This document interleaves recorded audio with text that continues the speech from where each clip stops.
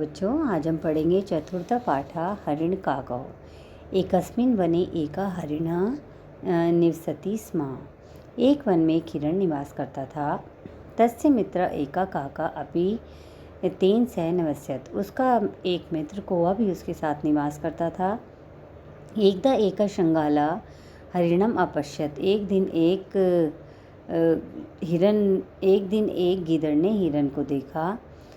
तो शृंगाल तस्य हरिणस्य मांसम खादितुम ऐच्छत्। तो उस गीदड़ ने उस हिरण का मांस खाना चाहा। अतः शृंगाल तेन से मैत्री में करोत। इसलिए उस गीदड़ ने उनके साथ दोस्ती कर ली। एकदा से हरिणम हरिते क्षेत्रे अन्यत। एक दिन वो गीदड़ हिरण को एक हरे भरे खेत में ले गया। तत्र गत्वा हरिण प्रतिदिनम धान्यम खादति स्म।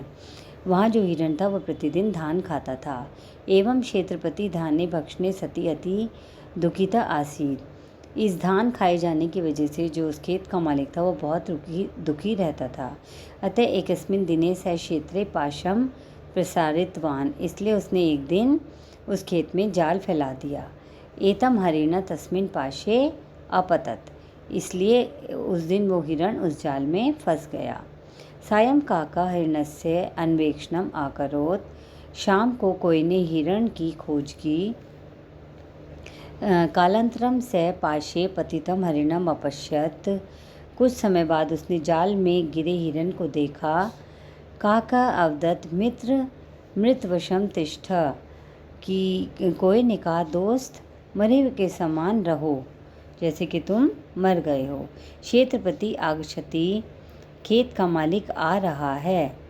यदा अहम शब्दम करिष्माति तदा उत्थाम वेगेन धावनीयम।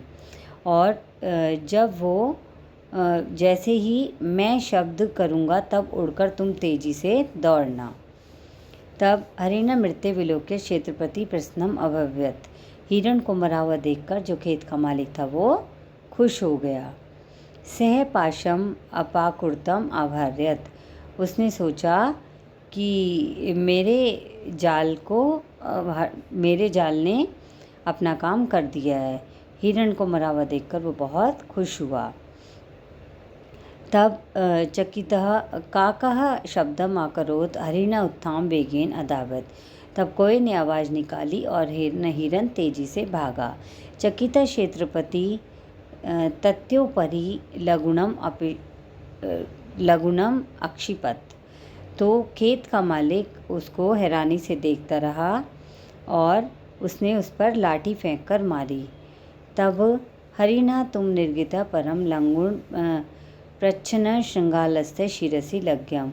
वो जो लाठी थी वो वहाँ से निकल रहे हिरण की जगह गीदड़ के सर पर लगी।